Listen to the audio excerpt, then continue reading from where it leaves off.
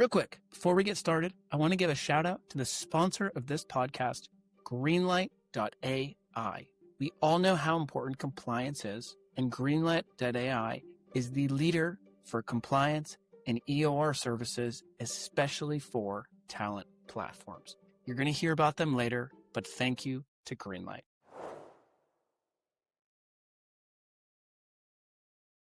But so, Tom, we got Jack. Listeners, we got a power episode for you. And listen, I'll kind of frame it, Tom. What I see with this episode and what I think this episode will become is there's two things that stand out to me about you. And listeners, you're going to want to meet Tom after this. You're going to fly to the UK. If you're in the UK, drive to wherever he is or take the tube or whatever. But the first thing is I think the renaissance of actually doing cool things is coming back. And what do I mean by that is things like production, broadcasting, actually being able to produce good stuff beyond the AI slop. I think that's massive. Second is people like you, Tom, who aren't like HR procurement nerds that then get into the talent related space. And I'm not going to use the word disrupt because you actually bring it forward. And I think this space has seen a lot of tech CEOs trying to disrupt. Doesn't happen. It's always if you come in and bring it forward rather than trying to ruin everything. But so those are the two things, Tom, that I'm like, I can't wait to talk with you about. First is literally like, can you just show off for us? And then Jack, from your end, I think we'll also discuss the UK and just European markets as well. Because at Human Cloud, what we're seeing is, listen, the shift to flexible talent, it's directionally consistent everywhere. Now, to be honest, the laggard is Europe. And so Europe came out of the gates hot, specifically Germany, UK, and France. But it's not caught up with the US, and now even Asia and LATAM are starting to see higher growth rates. So we'll have a fun chat with Jack and Tom. And I'm sure there's going to be some terminology where both of you are like, Matt, freelance and flexible talent is actually booming here. We're just not calling it that. And that's another great topic. So if you're not careful, I'm going to talk to you about tax compliance, mate. So I know, Jack. We have to contain you, man. But let's start with Tom. You give an intro. Jack, you give an intro. And then Tom, you're just going to show off. Like, please just show off as much as possible. But let's start with a quick intro on you.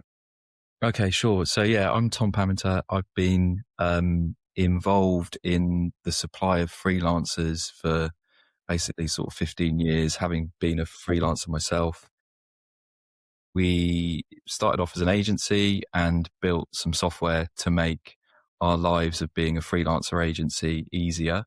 And we're pushing that software further now. And it's all been centered on the world of production and television and film, which is very freelancer centric, always has been, always will be, apart from, some hiccups along the way with writers' strikes and things like that. But yeah, it's an interesting space to be in and keeps us very busy. Okay, Jack, you, and then Tom, I got some questions for you before we get serious. But Jack, introduce yourself to our listeners, and listeners, you're probably going to see Jack a lot more, by the way, in episodes. So he might just pop up. He might pop up in the middle of episodes, end of episodes. You don't know where you yell for him, the moment show up. You're like a genie, right? Like I just touched the lamp and yeah, you just got to rub me the right way, mate. There I am. Hi, I'm Jack Spencer. I've spent the last decade at that intersection between technology and people, really. I grew up in the recruitment technology space from a company called Juno. I joined them as a sort of scrappy startup, and by the time I left, they were multinational, multi-continent, multi-million-pound organizations. That's like my experience in the space. Today, I spend my time helping organizations unlock that future workforce through operational strategic capabilities and talking to a lot of companies in this little ecosystem, like that flexible workforce space. Yeah, I've spoken to Tom. Tom and I know each other a little bit. Looking forward to getting under the skin of sort of Hive 25 and what's next for you guys. Love it. Okay, well, Tom, the first question I have for you is literally just how did you get into broadcast? And I'll give you a little context. So a secret I've never really said publicly is I have two actual dreams, and tech I really don't care about that much. I really just wanted to, one, work on a farm, or two, be a country music singer. And so when I see people in things like broadcast, I'm like, oh my God, that's so cool. I wish I had the courage to actually go forward with it, but I didn't. I stuck with tech. And so I really want to hear, like, how'd you get into broadcast? How do you explain your world to us? And the only flex I have in broadcast is I was on a panel led by a CNN anchor. And I will say there was a feeling of, whoa, that's a professional. Like that guy knows what he's doing. And now I see him on CNN and I'm like, oh, okay, he had a lot of professional training. But how'd you get into this world, Tom? And how would you explain it to us? Well, so basically, I did a useless media degree. I wanted to get into TV or film. You know, how do I do it? Back then, it was like, oh, I need a degree. Where can I get that degree? And so I got a media degree, graduated, wanted to get into TV. Had a friend whose brother was working. Basically, there's an entire industry of service providers that essentially do the unsexy side of TV, which is distributing it. So once all the creative's been done, back then it would be distributed via tape to a facility to basically take that and distribute it via satellite and whatnot. Obviously, that's changed a lot now, but that's what I was doing. So the unsexy side, the behind camera in a dark room, doing shift work, making sure that, you know, the live broadcast, be it sports, what have you, doesn't fall off and stays on air. And that was the world that I went into. And then I started traveling after a couple of years of doing that, and was coming back to the same place. And basically they were like, look, you're going to have to go freelance. So I went freelance. And it sort of coincided, like ESPN came to the UK for a brief period, and there was a lot of work. There was more work than there was me. And I set up a freelancing agency, and basically we were, you know, growing quite rapidly because quite a lot of it is freelance by nature, right? It's either production led or it's specific service led. You know, when there's a live event on, they need people are required. From everything from people actually being on the ground, you know, doing the cameras, operating, you know, the actual match, so to speak. But then there's also people further behind the scenes. And so basically the agency grew. We had a pool of people. We were hanging it all together with Google Sheets and Excel, then to Google Sheets, and basically a lot of caffeine and mild panic attacks. And we decided to build something to sort of simplify all of that. But that world has always been very freelancer centric, very seasonal, and all about, you know, availability and who's suited for what job and things. But it's a busy industry, and there's a lot that happens on behind the scenes that, you know, people probably would never be aware of. So one more fun question, and then Jack, the question I'm going to ask you actually is, haven't we already figured this out? And what I mean by that is the FMS world. Haven't we already figured this out, and going from Google Sheets to an actual, you know, process, structure, infrastructure, whatever? Jack, I don't know if you put in your intro, but yeah, you've seen the FMS movement earlier than anyone here. So it wasn't called FMS when I started. I know. And Tom, I have one more fun question. Did you, when you majored in media and got into this, did you have like a niche in that? Were you like, hey, I want to do Nat Geo type videos. I want to do Red Bull type production. And I'm going to ask, like, what are some of the brands that are really leading? I think everyone would know, oh, Red Bull, they do the crazy stunts, and wow, they can still get eyeballs. But in your world, like, did you want to be the boring CNN anchor or BBC anchor? What like niche really jumped out to you in broadcast? Originally, I wanted to get into writing, and I wanted to get into more investigative journalism to begin with it. But yeah, very quickly I realized that it's so hard. There's so many people like join the line, and back then it was quite different. It was more linear broadcast. It was a handful of major players in the UK. And you could argue that now, hey, Jesus, you could go set up a YouTube channel if you wanted to. There's more content coming out than there has been before. But certainly back then it was just, whoa, this is hard to break into. And also I think there's a lot of people in the creative industries around it that effectively wanted to be involved in it, but ended up, a bit of a golden cul-de-sac in certain roles where they're well paid, but you're not going to be doing anything creative. You're going to be executing someone else's vision. That's the nature of the beast, I think, for a lot of people. Whenever I think investigative journalist, I think like either so crazy that they'll go through the grind, or like trust fund baby that doesn't have to go through the grind. And it just seems like one of those industries that's so ripped. But so, Jack, walk us through, and this is actually so cool because we have sort of the history of the FMS, the evolution of the FMS, what has happened, where we stand today with you, Jack. And then Tom, we have with you what the FMS is going to become, what is actually valuable in an FMS, and what are some of the models that look best. And I will say, Tom, what stands out with me, what we always look for and what we've seen is there's this really weird thing, I think, where, and feel free to push back on me guys with this, where it seems like, okay, there's someone that can do the work, there's someone that needs the work, and then we put so many layers in between, yada, yada, yada, yada. Then these freelance platforms came in and they were like, hey, we can actually directly connect you, right? And you have Elance and Odesk, and they basically say, let's use the internet versus manual recruiters. Now then, that still required layers, right? Because Upwork, as we know, and Fiverr, it's not exactly doing multi-million-dollar ad campaigns or multi-million-dollar productions, right? So then you had the layers of, okay, let's be like agency light, where we can give you the best of the agency, but still in a flexible model. And then we started to go after some of the EOR/compliance/classification. And part of what has happened is a lot of these companies have had to choose. We're going to be EOR or we're going to keep that agency light. And that's a really tough place to be, because if EOR, you lose that strategy. And then if agency light, you lose that long tail, massive spend.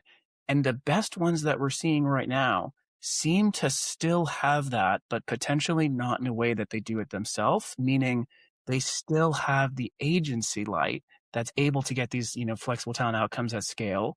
And then they use that to inform what that FMS should be.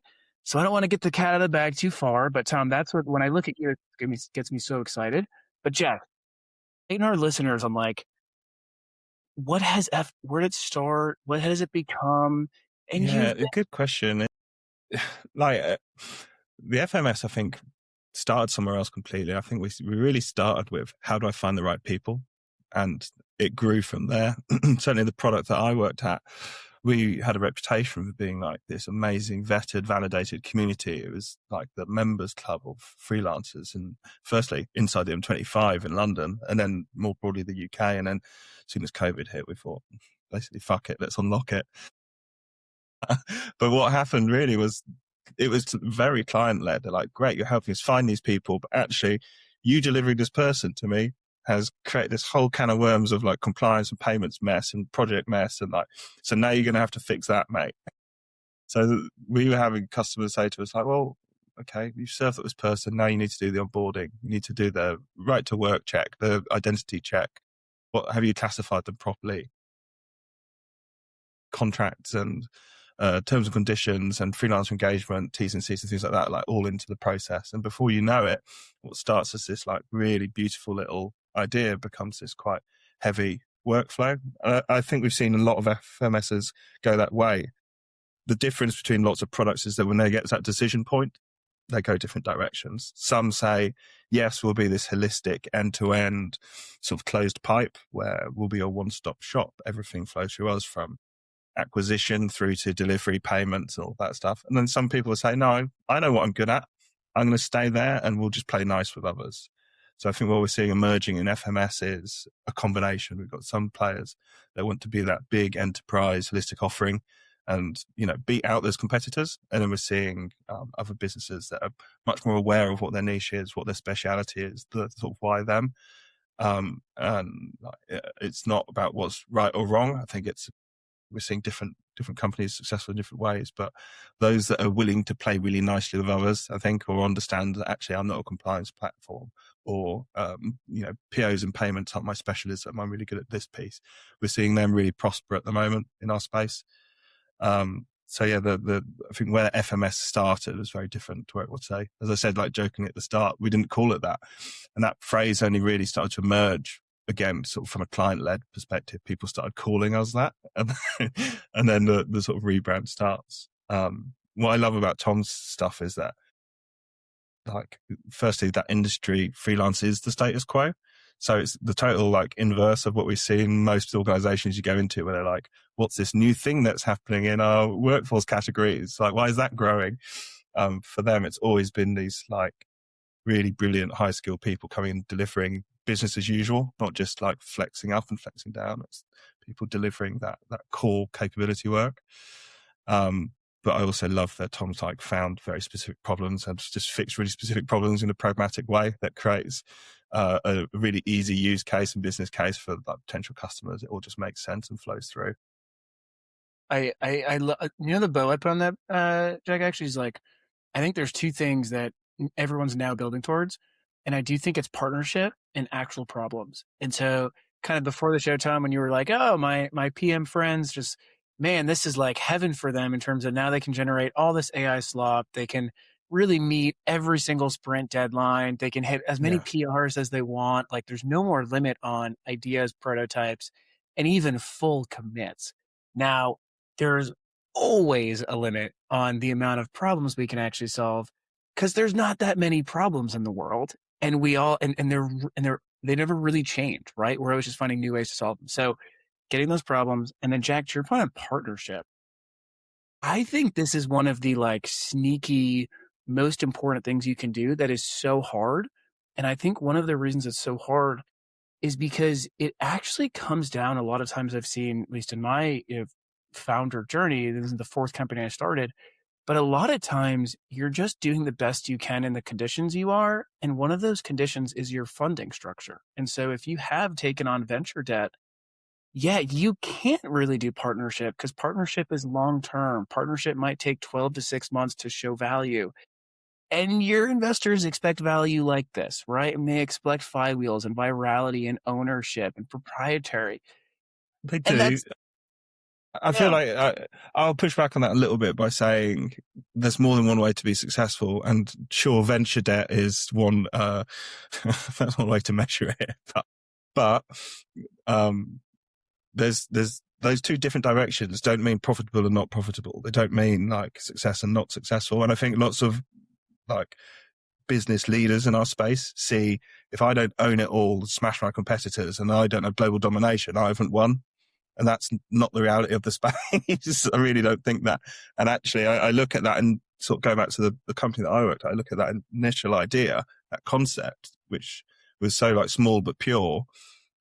Someone still hasn't come along and created that and sort of said, we are this one specific thing and everything else is noise. We do this. Every city in the world, we're the hub for the best sort of vetted and validated freelancers. Like that little kernel of an idea still exists and is still like quite brilliant, but no one did it, and they got drawn into something else. So I see that pattern quite a lot, where organizations chase one thing because they think that that's what success is, but it's not necessarily. So I think it's more nuanced than that. I fully agree on the needing to own now, and the how do I say this? The clients can push you that way, because in the end of the day, a client just wants one neck to choke, one person to yell at. And it's very sexy to go, hey, we can do it all. And then that usually runs out, though. So with Tom, with you, explain now. We got Frame, we got Hive. Yeah, sure. Show off, please. Yeah, sure. So, well, basically, we built it to try and make Frame's life easier, make our customers' life easier, make the freelancers' life easier. So the lifeblood of sort of the world that we operate in is about availability and really suitability. And So we built this platform where basically customers can onboard freelancers, or we can do it for them via a managed service. And basically they can associate those people to their preferred roles and capture rates, all the stuff that you'd expect. But ultimately, they can now focus on, our end customers can focus on, booking talent in a nice, easy, seamless way, rather than, how a lot of businesses do it. So still, in broadcast, there's what I saw, and the reason why I decided to build it wasn't because I wanted to spend lots of time with software developers, no offense to them, but, there was a genuine problem in our business, but also our customers, that the solutions they were buying from sort of managed service companies, MSPs and whatnot, they focus on the start and the end. We'll onboard people, make sure they're compliant, and then we'll pay them. And there's always some poor bugger in the middle that's sat there with a bunch of spreadsheets that's sending loads of emails out. That traffic of booking traffic is significant. And in the end, I think, sort of going back to your point about, how different companies kind of sort of position themselves, I think unfortunately, a lot of this technology gets bought by people who end up not using it. And that is really where we've come about it differently. We built a product to solve our use case along with our customers. The people that we would be typically wanting to sell it to are obviously procurement, obviously HR, but also people on the ground that end up having to use it. Because, there's some huge broadcasts in the UK who do use payroll providers, MSPs, but it is a nightmare to actually handle freelancers. And, we took over quite a big account with a broadcaster that had an internal bookings team of about 6 people. And they've shrunk that down to, like 1 basically. And they were the meat in the sandwich between, the people that needed to book, the directors that needed to book these people, go out and find me them, long email chains, just nightmare, not even knowing that somebody that you're emailing is already in the building on the day that you're emailing them for a different department, all that type of stuff. And so it's just total chaos. And so fundamentally, I think the way that we've come about it in a different way, because, I've spent years looking at other platforms. Can we actually, or would we, and there's a few that have come close to it, but 9 times out of 10, there isn't many platforms out there that I could see where you could go, right, I've got a whole season's worth of dates in Manchester where I need 5 different camera people on this date, that date.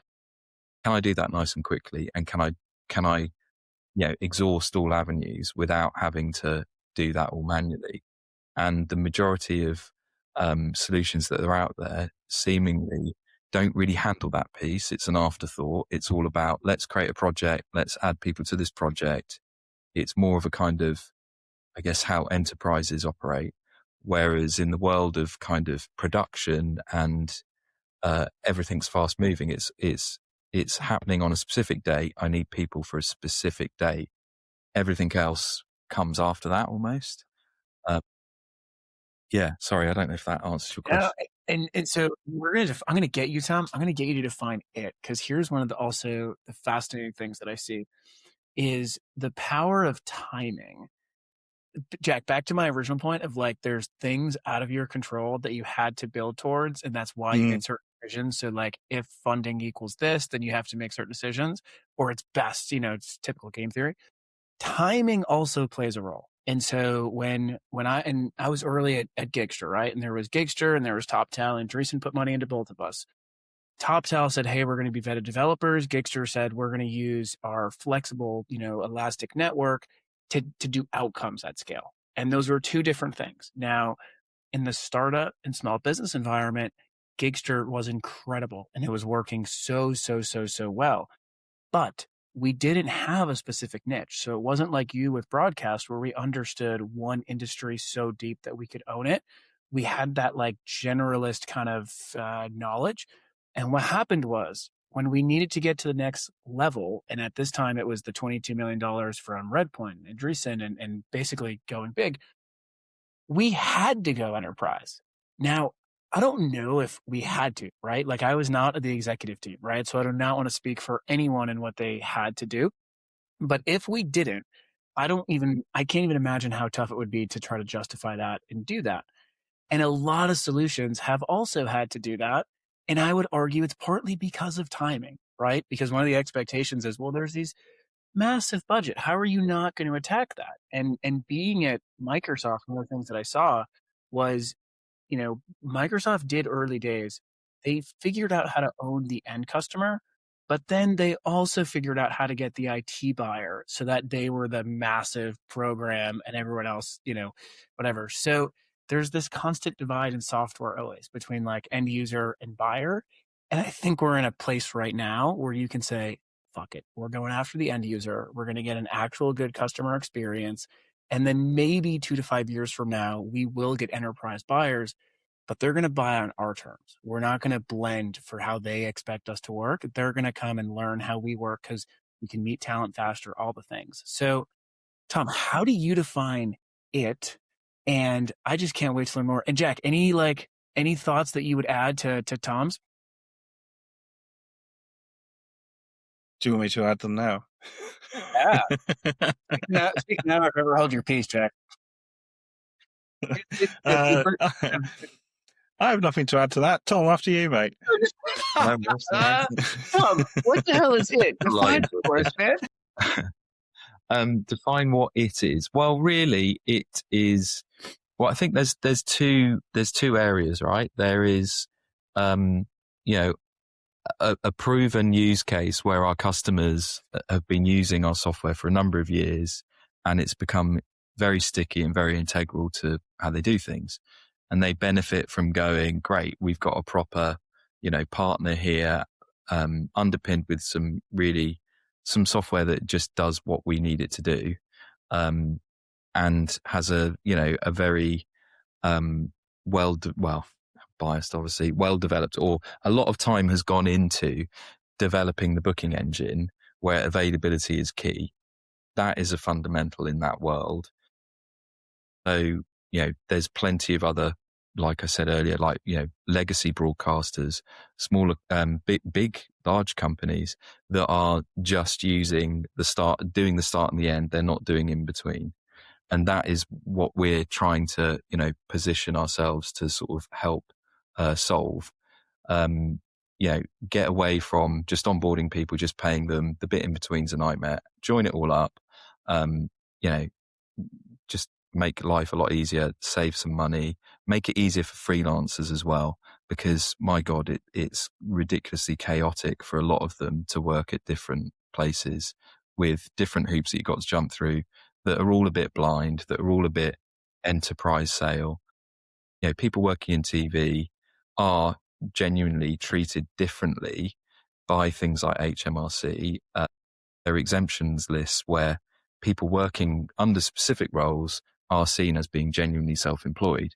Now, there's a lot of people that meet that criteria, but then you have bigger broadcasters or production companies that might not be aware of that, or take a kind of blanket approach to things. So it's just, that is clunky.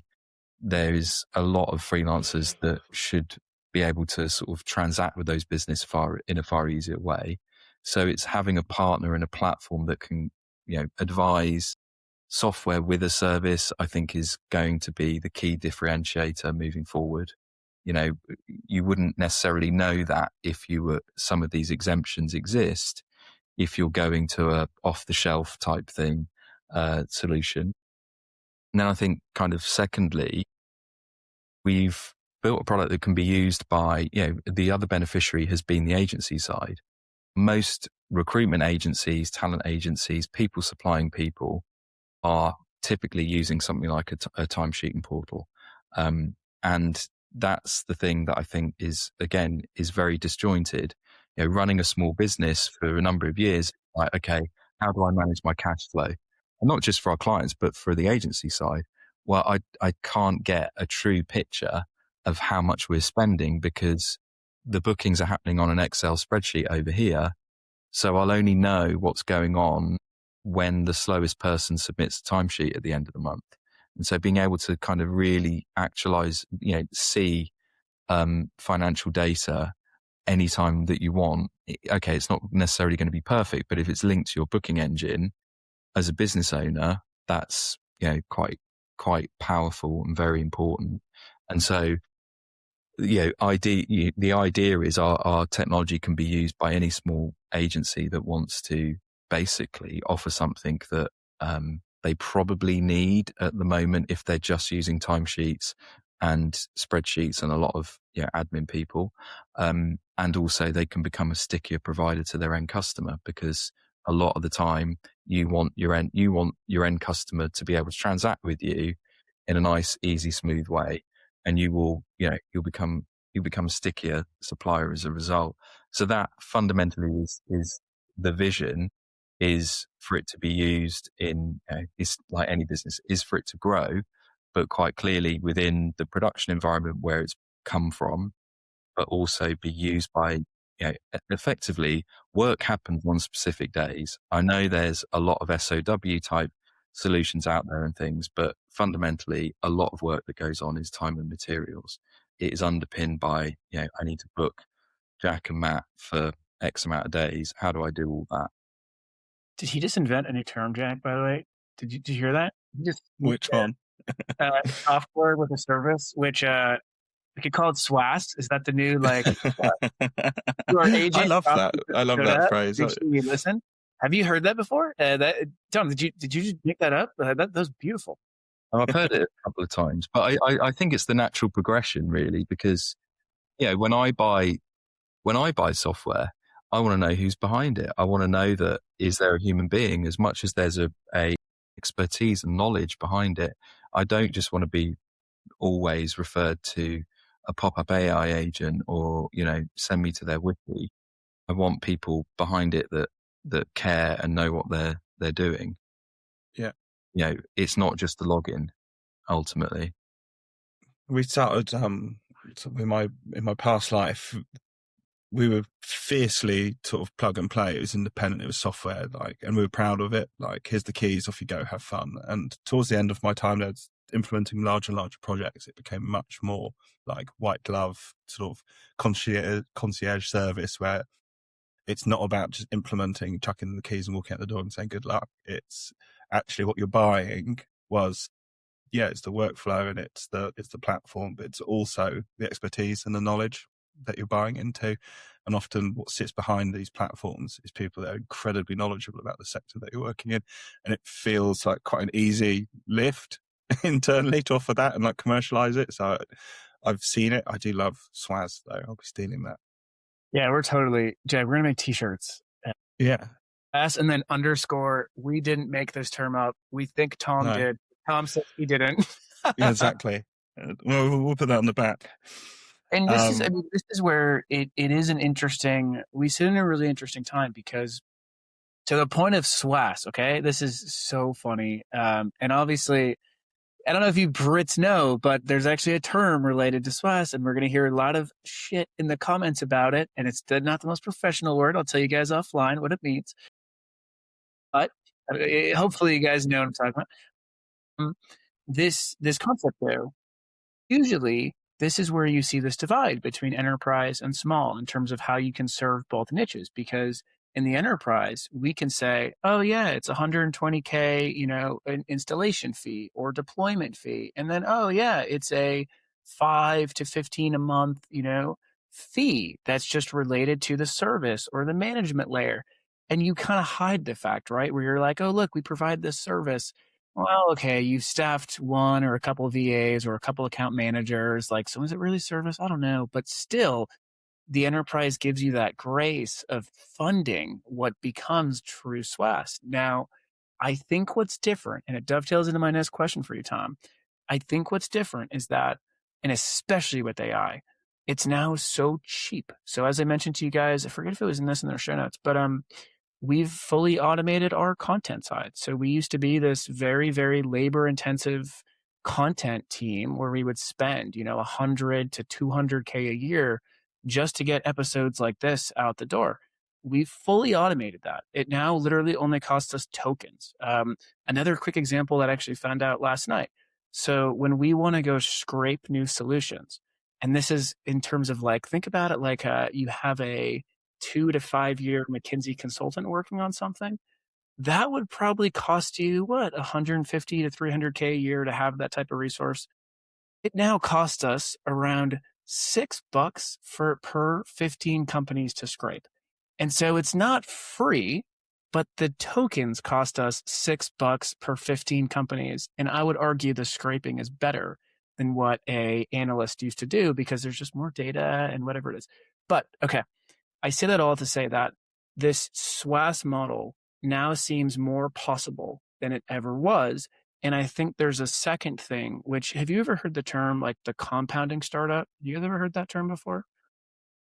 No? Okay. So I was refreshed by it last week, and it, to me, I think it's one of the most powerful things. So typically when you're a founder, you're pushed to expect that there's one feature and there's one thing, and you're just the best at one thing in the world. The reality is most good companies and actual, especially infrastructures, they have a compounding effect where, okay, you do this one thing over here that's kind of good, this one thing over here that's kind of good, and then the collective of it is like this massively big, powerful win.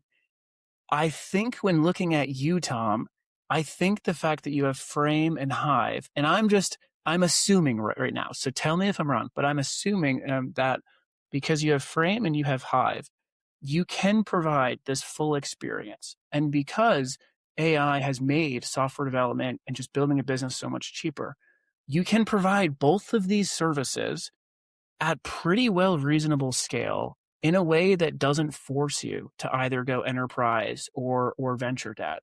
And so what I'm going to ask you is how do you think the Frame and the Hive, having those two, tell me about kind of why you did that, what you think the benefits are of doing that. And have you thought about just saying, screw it, we're one company? Yeah. A lot of times we have. I mean, well, really, it came about because the agency was the proof point of the software, and that is how we've sold a number of services that where a company is asking us for people as well as the software. But yeah, ultimately, it's pretty clear what we'll do is we'll move the freelancing side of Frame's business over into the software, because it's it makes perfect sense. I think in terms of your point about the future and like how easy, if it's easier for a smaller business, I think it definitely is. It's easier to build requirements. It's easier for developers to be more productive. But I think the value in a developer being able to join all the dots, I think is becomes almost more valuable because there's so much noise now. And I think we're in a good position because we can be a bit more agile. We're not sat with years and years of technical debt where somebody at some point made a decision to build it in a particular language or what have you. So in theory, we can move quicker. But I think you've also got. I do think there is a lot of half-baked ideas that will that kind of pollute the world a bit now with AI, and I do think in the end, as much as I think totally heavily repetitive work, joining up dots, anything that's quite sort of formulaic, paint by numbers type stuff, definitely is ripe for AI and making some significant cost savings off the back of that. And for a small business, great. But I do think just in general with the kind of, if technology and all of the, anyone can build a SaaS product now, just vibe code it over a weekend or what have you. I mean, not only do I think customer acquisition becomes even more valuable, because in a world of abundance, how do you kind of stand out? You need good sales, and that's tricky. And I don't know about you guys, but I get AI slop sales stuff daily, and it's just, I mean, Pretty good. it's like a They're, fire hose. they're And it's pretty getting good. marginally better. They'll reference more and more things, but I think in the end, actually, people, if I look at, say, social media, I think more and more people will go to a platform like Reddit than they will some of Meta's stuff, purely because, you like to think it's more of a human beings that are imparting experience and knowledge. And I think that becomes more and more valuable in a world where it's quite hard to differentiate between, is this actual humans or is this just slop? So I think, overall, I do think software with a service, with people behind it that know what they're talking about, means that you can ultimately, our customers can come away from it going, oh, actually, like we've had things like companies that they're using EOR platforms. Everyone and their dog's doing EOR at the moment. I know it's Revolut's doing it because it's a bit like the insurance industry, isn't it? It's sold on fear. Everyone kind of needs it. It's pretty clear on the use case for it. But and selling on fear is very, people are very receptive to that, obviously. But I think that people, this customer was using a well-known platform. You're still going to have a lot of internal resource to navigate all that. You're still going to have somebody internally who's actually going to stay up with the laws around contingent workforce.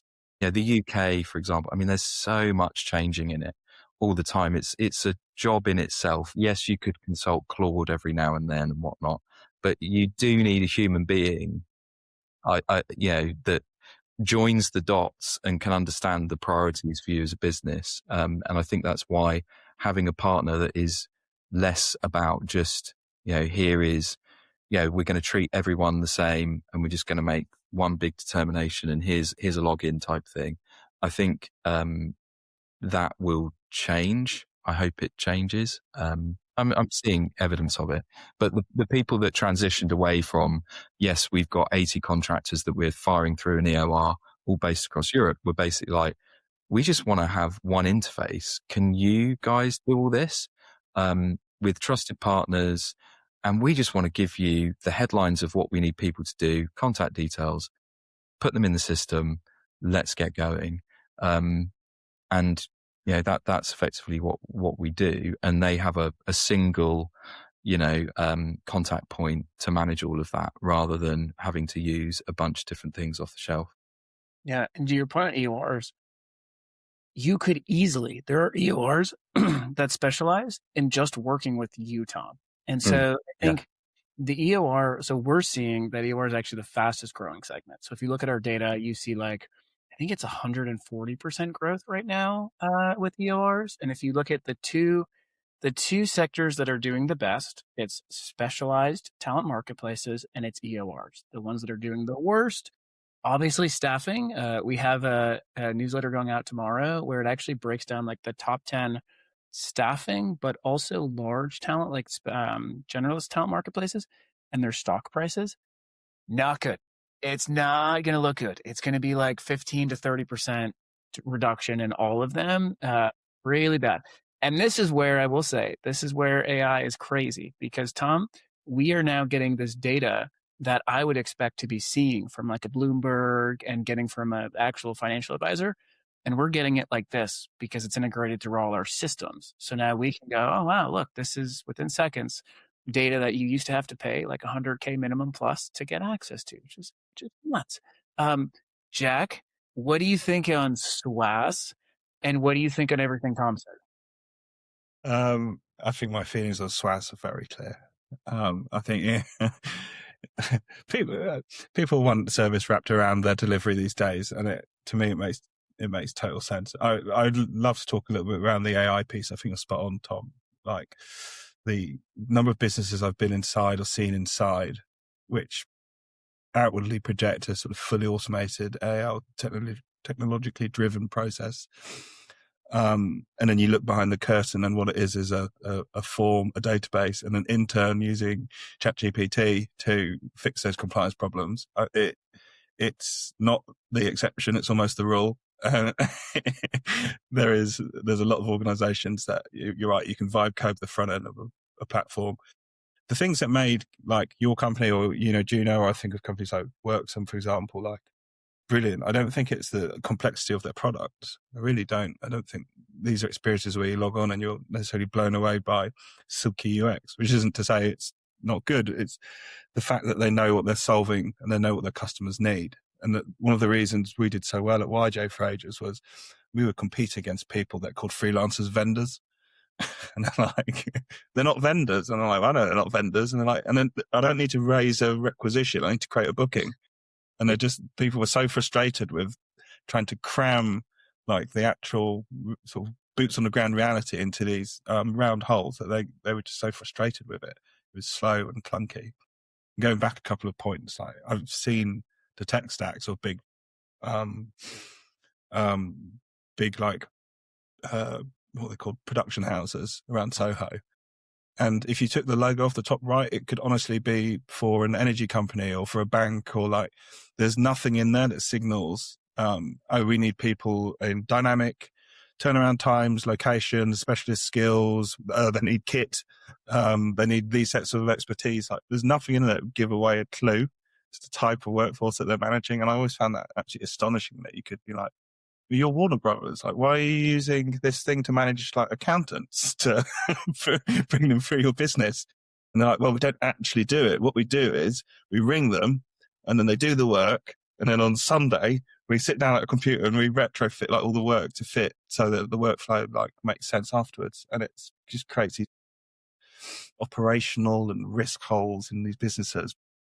It's the status quo for some of these people. And the reason is, to put a bow on both of you, I think one of the big reasons is, and to tie it back to media, I think media has foreseen what is happening to all of SaaS and all of what we're now going to call SWAS. But that is that it used to be just a couple of big that would serve everything. And now, and we've been saying this in tech circles for like 20 years now, right? Yeah. And now it's turning into thousands of middle-sized that can serve the specialized niches. So to your point, it's going to specialize in broadcasting. Now, I'll tell you as a tech founder, boy, would it be nice to be SAP, right? Boy, would it be nice to have some clunky, half-baked software that no one can actually really get rid of. And if you need help, well, there's an SAP deployment ecosystem. Like that's a tech founder dream, right? And let's not act like it's not. Like that is, God, you're doing well. With that said, that world I think is slowly dying, and it already happened in media with the fall from only a couple big ones to all these independent journalists, all these things like a Substack and a Beehive in various ways. And now we're just starting to see it. And I think from a talent perspective, we're now seeing it in talent. And so, Tom, I want to give you the floor for a final send-off. And I do want you to tell our listeners two things. I want you to tell them exactly what you want them to do. Do you want them to go to Hive? Do you want them to go to Frame? Do you want them to go to your Human Cloud profile? Do you want them to just book a time with you? Tell them exactly what to do. And then second, show off with the biggest win that you've had in the past 6 months. Sure. So I'd say you can get in touch with me via LinkedIn, via the Hive 25 website. If you're interested in having a kind of a modern interface for managing your freelancers, one that solves not just onboarding and paying people, but actually gives your teams an interface to book people, organize people, all of that, then get in contact with me, because I'm confident we can give you something that will really help. Equally, if you're a small business that's trying to scale up what you're trying to do in relation to freelancers, same goes. And yeah, in terms of, I guess, parting shot and like the things that we're most proud of is, being able to put systems into, we put a system into a big broadcaster in the UK, and they were using a managed service provider that is one of the big players, and it was a big project. There was a lot of people involved in it. I mean, the flow diagram of just, their invoicing process was mind-boggling.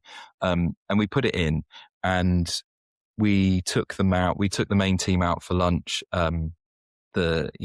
a couple of months after it had been implemented, and they the main person who was sort of managing a lot of the booking flow and the kind of freelancer requests and things internally was like, this is the best tool I've ever had.